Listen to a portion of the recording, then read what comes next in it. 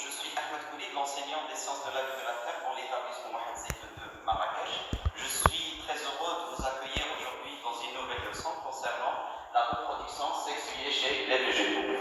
Comme on a vu dans le premier chapitre, les notions de base de la reproduction, vous devez savoir une chose très importante, c'est que le fait de reproduire, les êtres vivants se reproduire, et le fait de se reproduire, c'est un phénomène universel, c'est-à-dire qui caractérise les êtres vivants animaux et aussi les végétaux et même les organismes unicellulaires. Selon le cycle suivant, un mâle reproducteur, c'est-à-dire capable de donner des cellules reproductrices, on les appelle des spermatozoïdes, et une femelle reproductrice, c'est-à-dire adulte capable de produire des ovules.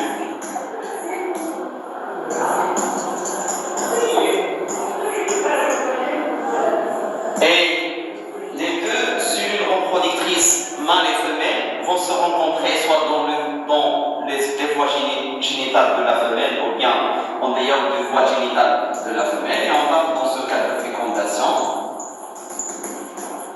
Cette fécondation, il peut être soit une fécondation interne, comme le cas de l'homme et comme le cas de Sergelaf et comme le cas de plusieurs autres êtres vivants, ou bien externe, comme le cas de leur sang, comme on a vu.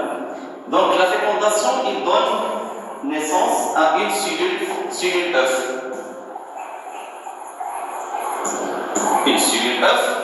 Cette cellule œuf va subir plusieurs divisions cellulaires successives pour donner un embryon. L'embryon va donner un petit animal. L'animal, ou bien le petit animal, il se développe pour être soit un animal mâle ou bien un animal femelle. Et on parle dans ce cas, selon ce schéma, du cycle de vie de l'être vivant. Le cycle de vie de l'animal. La reproduction sexuée chez les végétaux respecte presque le même principe, c'est-à-dire on a besoin d'un être vivant mâle et un être vivant femelle, ou bien des cellules reproductrices mâles et des cellules reproductrices femelles qui vont se rencontrer pour donner l'apparition d'une cellule œuf. La cellule œuf va subir plusieurs divisions pour donner un nouveau ou bien un nouvel être vivant. Commençons par la reproduction sexuée chez les végétaux. Les végétaux se divisent en deux grands groupes, les végétaux à fleurs et les végétaux sans fleurs. On va commencer par les végétaux à fleurs. Comme vous savez, il existe plusieurs diversités de plantes à fleurs, des fleurs qui se diffèrent par la forme, par la couleur, par la taille et plusieurs autres caractéristiques. Commençons par une petite introduction. L'étude de la reproduction sexuée chez les végétaux va mettre en évidence, ça veut dire on va voir durant ce chapitre les éléments suivants. Les caractéristiques de base de ce type de reproduction qui sont les mêmes dans le monde animal et le monde végétal. Découvrir les spécificités du monde végétal, ça veut dire quelles sont les propriétés, les caractéristiques de ce monde végétal. Comme vous avez déjà vu, l'année dernière, en première année du collège, on a beaucoup parlé sur les principes de classification des êtres vivants et on a beaucoup parlé sur le monde végétal. La différence entre les plantes à fleurs et les plantes sans fleurs.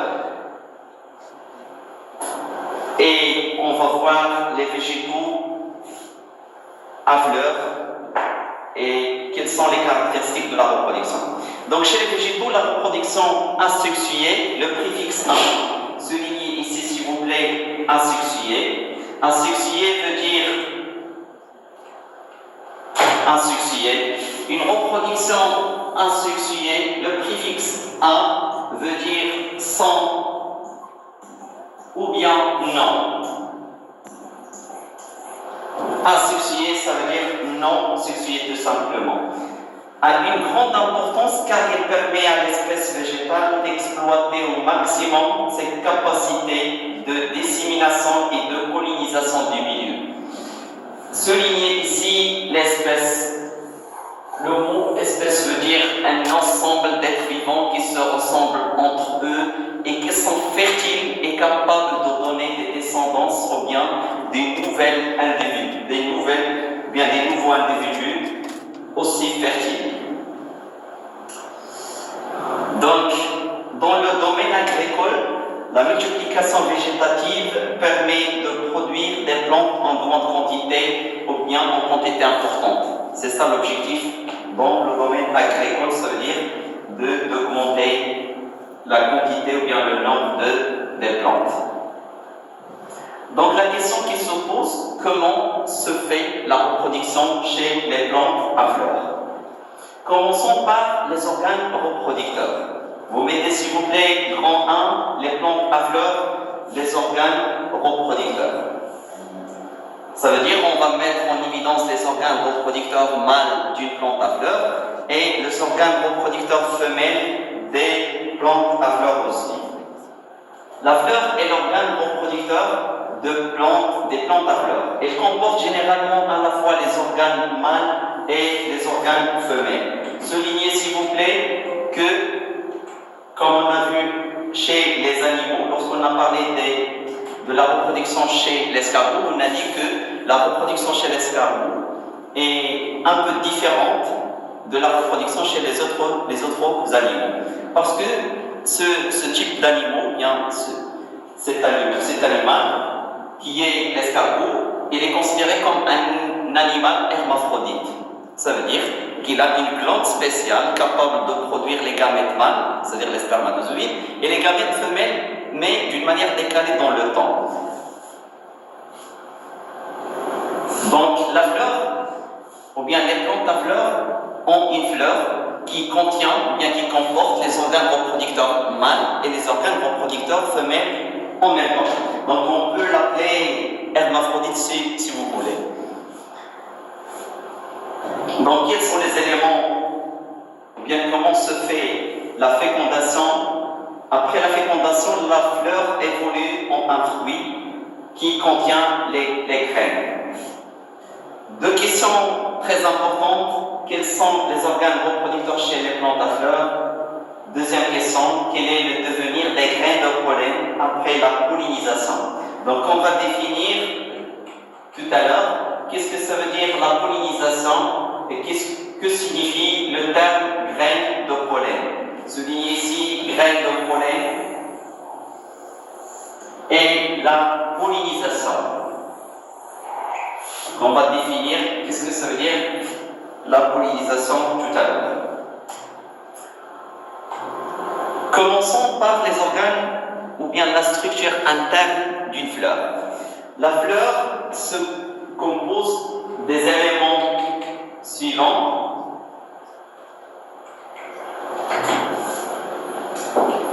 Donc ça c'est un exemple d'une fleur. On trouve dans la fleur des organes reproducteurs mâles qui sont les étamines et des organes reproducteurs femelles qui sont les pistils ou bien l'organe reproducteur femelle. Donc, ça c'est l'organe reproducteur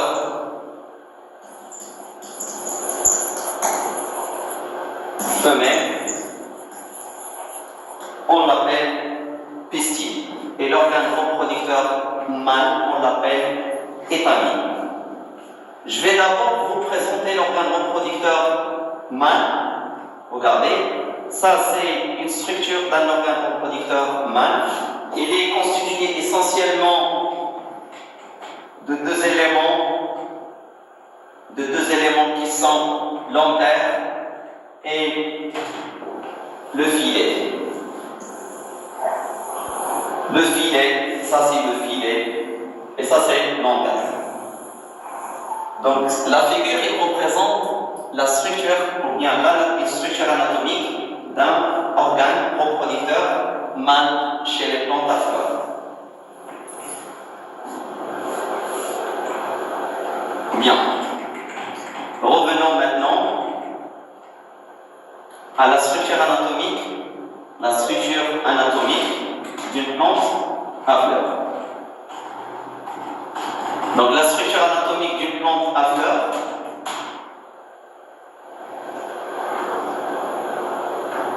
la fleur, il comporte les éléments suivants. Du bas vers le haut, on trouve les sépales. Les sépales qui ont un rôle de protection. Et en plus de pétales, on trouve les... Donc on a les pétales et les sépales. Les sépales du bas vers le haut, ça ce sont les sépales. Généralement, on les trouve toujours coloriés en vert. Mais les pétales, ils se trouvent sous plusieurs formes, surtout, ils se diffèrent par la couleur. On trouve des pétales qui sont blanches, comme dans ce cas, et des pétales qui sont roses, d'autres qui sont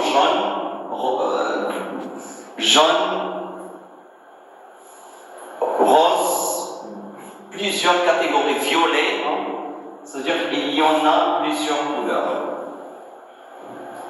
Donc, les éléments de protection, les sépales, les pétales, c'est-à-dire des éléments de protection des organes reproducteurs qui se trouvent dedans. Et les organes qui se trouvent dedans, ce sont des organes de reproduction qui sont les étamines et les stigmates ou bien le pistil. Le pistil, elle est construit, ou bien elle se trouve à l'intérieur de la fleur. Donc ça, c'est une autre figure qui montre ces éléments de reproduction.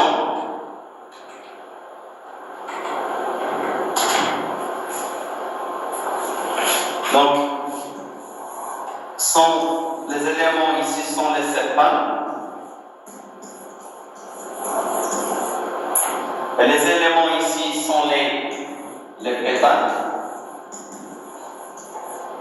Donc les pétales et les sépales. Le nombre des pétales et le nombre de sépales se diffèrent d'une espèce à une autre. Les organes reproducteurs mâles, ce sont les étamines. Et comme vous voyez ici, on a plusieurs étamines, ça veut dire le nombre est très augmenté, c'est-à-dire très élevé. On trouve plusieurs étamines, plusieurs organes reproducteurs mâles. Et l'organe reproducteur femelle, il y en a uniquement un seul qui se trouve à l'intérieur et en bas, on trouve l'ovaire où il y a l'ovule. Donc, s'il vous plaît, vous collez le document 1 de la page 93 de vos cahiers de documents et essayez de légender cette figure.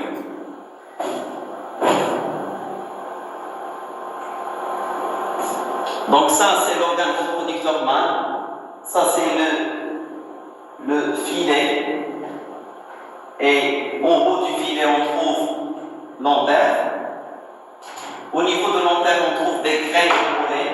Des graines de pollen qui vont jouer un rôle très important dans la fécondation. Ça, c'est l'antère.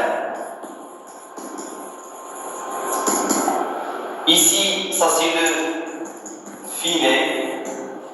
Ça, c'est les pétales sont coloriés dans ce cas en rose. Les pétales. Ici, ce sont les sépales. Les étamines, l'organe reproducteur mâle. Ça, c'est le pistil, l'organe reproducteur femelle. Et vous avez ici une structure du pistil. Les cellules coloriées en rouge à l'intérieur représentent des ovules. Se trouve au niveau de l'ovaire. Ici, ça c'est l'antère. On a dit ici, ce sont les stigmates.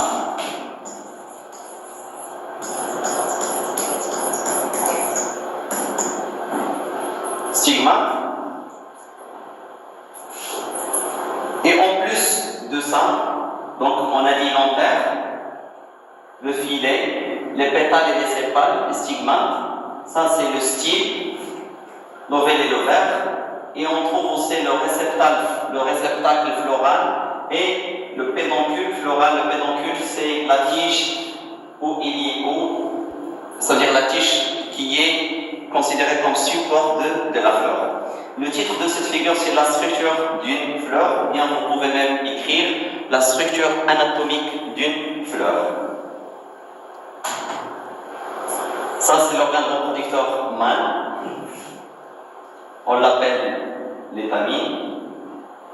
Et ça, c'est une image réelle qui représente les étamines avec l'organe reproducteur femelle, le pistil. Regardez ici. Au niveau de l'antère, on trouve des graines de pollen qui vont jouer un rôle très important dans la fécondation.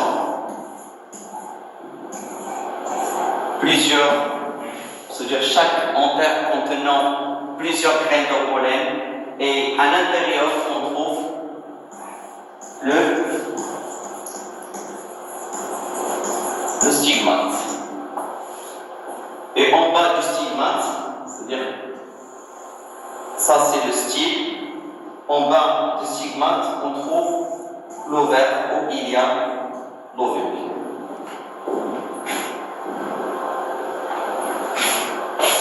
Bien. Donc, vous écrivez s'il vous plaît dans vos cahiers le premier bilan. Chez les plantes à fleurs, la fleur est l'organe reproducteur. En effet, elle comporte des éléments de protection comme on les a appelés les pétales et les sépales, et des éléments reproducteurs qui sont les étamines et le stigmate, ou bien le pistil. Donc, la fleur comporte les sépales et les pétales et des organes mâles qui sont les étamines, les organes femelles ou ce qu'on appelle le pistil, les étamines, les lèvres de graines de pollen. Prenons maintenant une coupe schématique d'une antère. Qu'est-ce qu'on trouve au niveau de l'antère? Regardez ici s'il vous plaît, il y en a plusieurs graines de pollen qui vont jouer un rôle primordial dans la fécondation, bien dans la pollinisation. Ça, c'est le filet de l'étamine, ça c'est l'antère et il est coupé d'une manière transversale. Vous collez la figure numéro 3 qui représente une structure anatomique, bien une structure des graines de pollen. Et lorsqu'on dit graines de pollen, regardez s'il vous plaît la structure anatomique des graines de pollen. Qu'est-ce qu'on trouve dedans? Il y en a deux cellules, regardez, une cellule végétale et une cellule reproductrice. Et les graines de pollen sont caractérisées par deux membranes, une membrane externe et une membrane interne. Donc, qu'est-ce qu'on trouve dans le grain de pollen? On trouve deux cellules végétales. On trouve deux cellules. La première, elle est végétale et la deuxième, elle est reproductrice. Elle va jouer le rôle d'un gamète mâle. Donc, si vous n'arrivez pas à voir le titre de la figure 4, vous pouvez le recopier ici. À partir d'ici, c'est une structure anatomique d'un grain de pollen.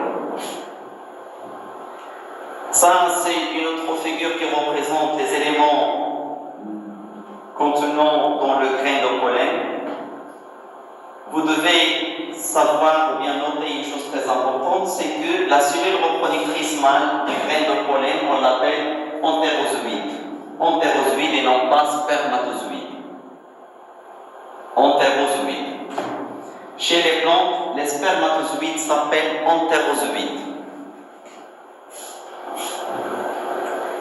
Donc, vous soulignez en bas de votre page, écrivez la définition de graine de pollen, qui est un élément producteur mâle de la fleur. L'une des deux cellules qui le constitue génère un gamète mâle, ou ce qu'on appelle entérozoïde.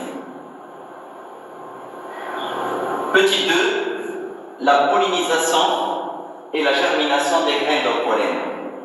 La figure que vous voyez ici, c'est un insecte qui joue un rôle très important dans la pollinisation et la rencontre des gamètes mâles et gamètes femelles au niveau de la fleur. Donc on va voir dans la séance prochaine deux types de pollinisation, et dans l'attente de la deuxième séance, je vous souhaite un très bon courage et essayons de vous contacter ou bien de vous adresser par la séance prochaine. Merci.